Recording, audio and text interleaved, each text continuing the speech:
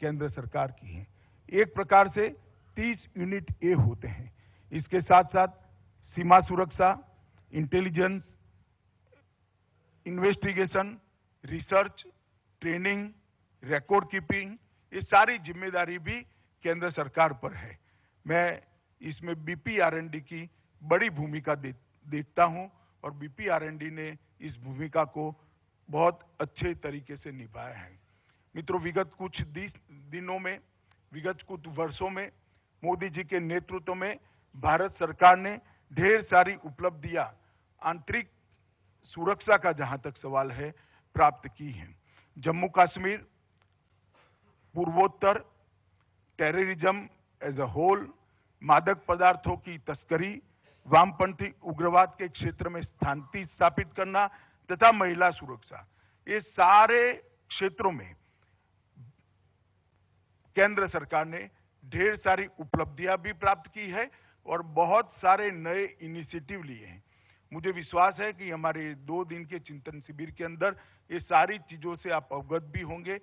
वैसे तो हर चीज का फॉलोअप होता ही है, परंतु जब राज्यों के मुख्यमंत्री यहाँ उपस्थित है, गृह सचिव यहाँ उपस्थित है, डीजीपी यहाँ उपस्थित है, जो चर्चा होगी इससे हमें नीचे तक ले जाने में बहुत बड़ा फायदा होगा, ऐसा मुझे मानना है, मेरा मानना है। मित्रों, आज हमारी आंतरिक सुरक्षा बहुत सुदृढ़ मानी जाती है। हमारे देश के अलग अलग पुलिस फोर्स और सीएपीएफ के 35,000 से ज्यादा जवानों ने अपनी जान का बलिदान दिया है और हमारे देश की एकता और अखंडता को अक्षुण्ण रखा है। उनका बलिदान हमसे मांग कर रहा है कि आने वाली चुनौतियों का सामना करने के लिए हम अपने आप को तैयार करें और देश के हर कोने के अंदर आंतरिक सुरक्षा को सुदृढ़ करें। और केंद्र और राज्य के आपसी सहयोग और समन्वय के कारण ही आज अधिकांश सुरक्षा की दृष्टि से हॉटस्पॉट माने जाने वाले सभी क्षेत्र आज लगभग मुक्त हुए हैं। जहां तक पूर्वोत्तर भारत का सवाल है, 2014 के बाद उग्रवाद की घटनाओं में 74% की कमी आई है। हताहतों की संख्या में 60% की कमी और नागरिकों की मृत्यु की संख्या में 90% की कमी आई है। ये बहुत बड़ी उपलब्धि है।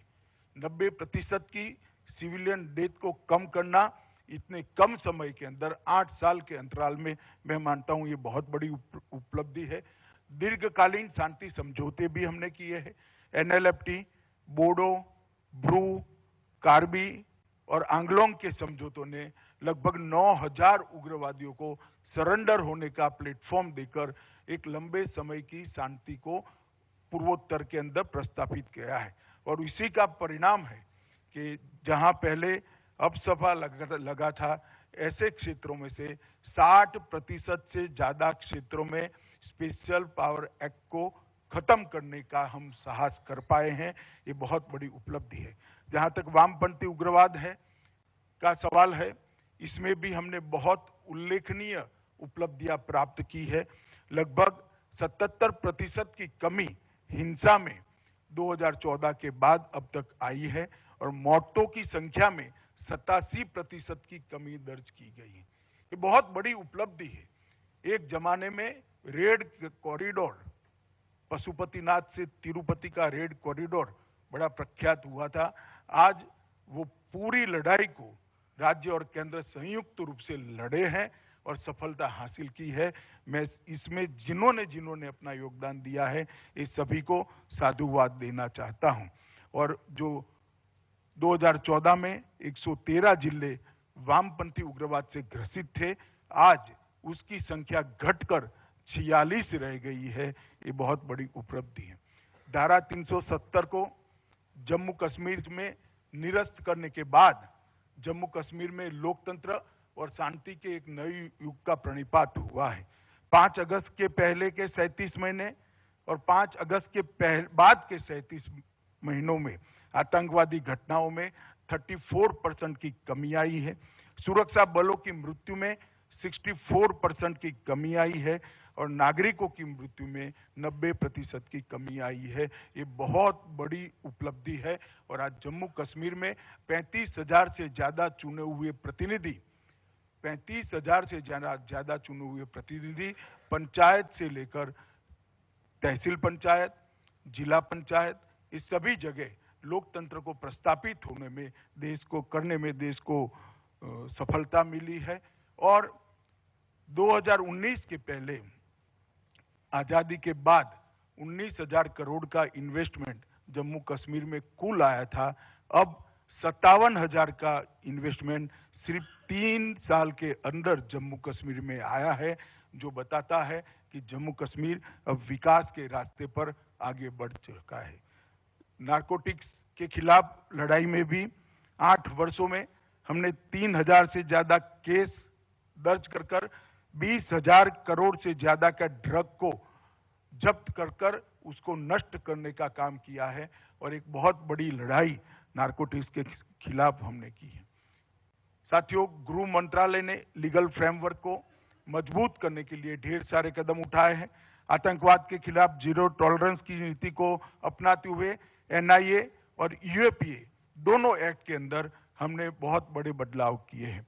NIA को व्यक्तिगत आतंकवादी घोषित करने के लिए UAPA के तहत अधिकार दिए गए हैं। अभी PFI पर प्रतिबंध लगाया गया। NIA को एक्स्ट्रा टेरिटोरियल क्षेत्र अधिकार देने का काम भी किया गया है और आतंकवादी से विचारधारा से अर्जित संपत्ति को जब्त करने का अधिकार भी NIA को दिया गया है। और हमने तय किया है 2024 तक देश के सभी राज्यों में NIA की शाखाओं को स्थापित कर एक दृढ़ आतंकवाद विरोधी नेटवर्क बनाने में हम सफल होंगे। हमने आयुध अधिनियम में भी संशोधन किया है। NCB में सुधार और सुदृढ़ीकरण के लिए बहुत सारे प्रयास किए हैं। 4 स्तरीय एनकोड, इसका नेशनल डेटाबेस और मोडस ऑपरेंडी ब्यूरो जैसे कई इनिशिएटिव इसके लिए लिए गए हैं। सिख कट्टरवाद को रोकने के लिए सिख फॉर जस्टिस पर प्रतिबंध डालने की बात की गई है। इसके साथ साथ पुलिस और न्याय प्रणाली में सुधार के लिए नेशनल फॉरेंसिक साइंस यूनिवर्सिटी, इसकी स्थापना की गई है और हम मानते हैं कि जब तक साइंटिफिक एविडेंस नहीं होगा, सजा कराने के प्रमाण में, दोष सिद्धि के प्रमाण में हम वृद्धि नहीं कर सकते। सभी मुख्यमंत्रियों से मेरा आग्रह है, अब तक 7 राज्यों ने नेशनल फॉरेंसिक साइंस यूनिवर्सिटी से एफिलिएटेड कॉलेज अपने अपने जगह पे अपने अपने राज्यों में चालू किए हैं। अगर सभी राज्य इनिशिएटिव लेकर नेशनल फॉरेंसिक साइंस यूनिवर्सिटी से एफिलिएटेड कॉलेज अपने अपने राज्यों में शुरू करते हैं तो आपको एक ट्रेन मानव संसाधन बल मिलेगा जो आपकी दोष सिद्धि के प्रमाण को बढ़ाने में आगे बढ़ेंगे। दिल्ली में हमने पूरे देश में प्रयोग करते हुए 6 साल से ज्यादा सजा है ऐसी सभी दफाओं में फॉरेंसिक जांच का कंपलसरी करने का काम कर चुके हैं और इसको हम आगे बढ़ाया है। आपके पास ट्रेन मैन पावर आने के बाद सभी राज्य भी इस दिशा में आगे चल सकते हैं। रक्षा शक्ति यूनिवर्सिटी ने भी पुलिस शिक्षा एवं प्रशिक्षण प्रणाली में सुधार के लिए ढेर सारे इनिशिएटिव लिए हैं। आपराधिक न्याय प्रणाली ICGS का CCTS के साथ इंटीग्रेशन कर ई न्यायालय, ई कारागार, ई फॉरेंसिक और ई अभियोजन इसके साथ जोड़कर एक पूरी ऑनलाइन प्रणाली हम बनाने की दिशा में आगे बढ़े हैं। साथियों, CRPC IPC में भी आपके ढेर सारे सुधार के प्रस्ताव मिले हैं। मैं खुद इसको बड़ी बारीकी से देख रहा हूं।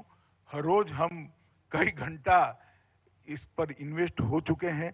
बहुत कम समय में हम नया CRPC IPC का प्रारूप लेकर संसद के सामने जाएंगे, इसका मुझे विश्वास है। देश भर के डाटा को और साइबर सुधार के लिए भी ढेर सारी इनिशिएटिव भारत सरकार ने लिए हैं। NIA को आतंकवादी मामलों के संबंधित नेशनल डेटाबेस खड़ा करने का काम दिया गया है। NCB को नारकोटिक्स के संबंधित डेटाबेस को बनाने का काम दिया गया है। ईडी आर्थिक मामलों के सभी गुनाहों का डेटाबेस तैयार कर रही है। एनसीआरबी को नफीस के माध्यम से फिंगरप्रिंट का डेटाबेस और यौन अपराधियों का राष्ट्रीय डेटाबेस बनाने का काम एनसीआरबी को दिया है। इसके साथ साथ नेटग्रिड के माध्यम से 11 एजेंसियों का डेटाबेस अब एक ही प्लेटफॉर्म पर उपलब्ध है। इसकी कार्य प्रणाली भी गृह मंत्रालय के द्वारा परिपत्रित कर दी गई है, जिसका आप उपयोग कर सकते हैं। इसके साथ साथ हमने बहुत सारे रिफॉर्म करे हैं। I4C Indian cyber crime coordination centre, cyber crime portal, NATGRID connect प्रणाली, निजी सुरक्षा एजेंसियों का लाइसेंसिंग पोर्टल, एफसीआरए में सुधार। एफसीआरए का दुरुपयोग कर देश विरोधी गतिविधियां, धर्मांतरण, विकास परियोजना का राजनीतिक विरोध और विकास के राह में रोड़ा अटकाने के काम बड़े धड़ल्ले से कुछ एनजीओ कर रहे थे। भारत सरकार ने सख्त कदम उठाते हुए 2020 में संशोधन कर विदेशी फंडिंग के दुरुपयोग को रोकने के लिए एक प्रभावी निगरानी का तंत्र खड़ा किया है और हम इसमें बहुत बड़ी रोकथाम करने में सफल हुए हैं। इसका मुझे आनंद भी है और मुझे विश्वास है कि आने वाले दिनों में हम इसको और आगे बढ़ा पाएंगे। साथियों, आपदा प्रबंधन में भी ढेर सारे इनिशिएटिव भारत सरकार ने लिए हैं। मैं बहुत डिटेल में इसमें जाना नहीं चाहूंगा, मगर मेरा आप सभी को आग्रह है कि आपदा प्रबंधन को मुख्यमंत्री स्वयं अपने कंसंट्रेशन का अपने ऑफिस के माध्यम से विषय बनाए, तभी जाकर आपदा के खिलाफ हम एक साझा लड़ाई लड़ सकते हैं। ढेर सारी पूर्व चेतावनी की प्रणालियों को हमने विकसित किया है। कॉमन अलर्टिंग प्रोटोकॉल को भी हमने विकसित किया है और एनडीआरएफ की क्षमता को लगातार हम बढ़ा रहे हैं। मगर जब तक एसडीआरएफ और ग्रामीण स्तर पर ग्राम रक्षक दल और होमगार्ड को हम इसके साथ नहीं जोड़ते हैं, एनसीसी और एनएसएस के युवाओं को इसके साथ नहीं जोड़ते हैं, सफलता बहुत दूर रहेगी। मित्रों, हमारे पास 6 राज्यों में परमाणु ऊर्जा संयंत्र है। इसके लिए भी भारत सरकार ने आपदा प्रबंधन की दृष्टि से ढेर सारे प्रोटोकॉल बनाए हैं। मुझे विश्वास है आप इसका फॉलोअप करते ही होंगे और इसके लिए स्वास्थ्य विभाग, गृह विभाग और कलेक्टर की ऑफिस को एक साथ लाकर हमने इस दिशा में आगे आना पड़ेगा। पुलिस सम्मान और कल्याण के विषय में भी प्रधानमंत्री जी मोदी के इनिशिएटिव से नेशनल पुलिस मेमोरियल बनाया गया है और इसका एक बहुत साइंटिफिक आयोजन हमने किया है, जिससे देश भर के बच्चों को पुलिस बल के जवानों ने जो बलिदान दिया है उन तक पहुंच पाए। 31 अक्टूबर को हम राष्ट्रीय एकता दिवस के रूप में मनाते हैं और इसके साथ साथ देश भर के युवाओं को सरदार पटेल के व्यक्तित्व से प्रेरणा लेकर देश की एकता और अखंडता के साथ अपना आने वाला जीवन वो बिताएं, इस प्रकार की प्रेरणा देने का एक प्रमुख मंच 31 अक्टूबर के राष्ट्रीय एकता दिन को बनाने में हमें सफलता मिली है। मित्रों, हमने आयुष्मान सीएपीएफ की योजना बनाई है। मेरा सभी राज्यों से आग्रह है कि इसका स्टडी कर राज्य की पुलिस के लिए भी आप इसको एडॉप्ट कर सकते हैं और इसको आगे बढ़ा सकते हैं। इसके तहत भारत सरकार ने लगभग 35 लाख से ज्यादा स्वास्थ्य कार्ड वितरित कर दिए हैं। 20 करोड़ रुपए से ज्यादा इलाज का काम हमारे सीएपीएफ के जवानों का हो चुका है। हाउसिंग सेटिस्फेक्शन रेशियो जो 2014 में 37% था, अब इसको हम 60% तक ले जाने का प्लानिंग कर चुके हैं। 48% प्राप्त कर चुके हैं। तो 60% हाउसिंग सेटिस्फेक्शन रेशियो केंद्रीय स्तर पर शायद आजादी के बाद पहली बार होगा, ऐसा मुझे विश्वास है। मित्रों, हमारे सामने ढेर सारी चुनौतियां हैं। हमने रीजनल अप्रोच की जगह थीमेटिक अप्रोच पर जाना पड़ेगा। सभी राज्यों ने अपने क्षेत्र के पड़ोसी राज्यों के साथ भी समन्वय करना पड़ेगा, सहयोग करना पड़ेगा और अंतर्राज्यीय गैंगों को भी आपने नष्ट करने के लिए कदम उठाने पड़ेंगे।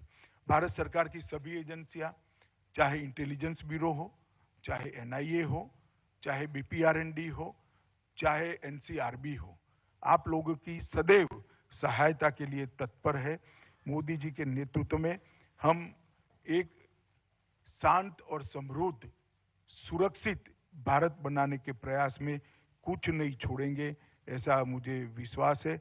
मित्रों, ढेर सारी चीजें ये 2 दिन में हम चर्चा करने वाले हैं और इसके माध्यम से हम आने वाले दिनों में किस प्रकार से सबके संयुक्त प्रयासों से देश की सीमाओं को भी सुरक्षित रखें और देश की आंतरिक सुरक्षा को सुदृढ़ करें और एक निर्भय होकर जीने वाला समाज हम बना पाए, इसके लिए हम सब ने एक साथ काम करना पड़ेगा।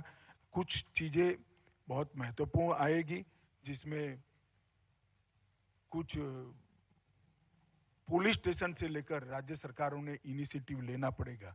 जैसे जैसे सत्र आएंगे इस पर भी मैं बताता जाऊंगा, परंतु आप सभी लोगों से ये अपेक्षा है कि ये जो चिंतन शिविर है उसका सुफल है, इसका विचार का अमृत है, ये थाने तक पहुंचाने में हम प्रोएक्टिव रहे, तभी जाकर इसको सिद्ध, हमारे उद्देश्य को हम सिद्ध कर पाएंगे। और मोदी जी ने 2047 का जो गृह विभाग के लिए लक्ष्य तय कराए हैं, वो लक्ष्यों की हम सिद्धि कर पाएंगे। फिर से एक बार गीता की भूमि में, संत सूरदास की भूमि में आप सबका हृदय से स्वागत करता हूं और ये 2 दिन का हमारा ये विचार मंथन एक अमृत ही निकालेगा और ये अमृत पूरे देश के हर थाने तक पहुंचाकर देश की 130 करोड़ की जनता को हम सुरक्षित बनाने के संकल्प को सिद्ध करेंगे, ऐसा मुझे विश्वास है। फिर से एक सभी का जो लोग यहाँ उपस्थित है उनका स्वागत कर मेरी वाणी को विराम देता हूँ। वंदे मातरम।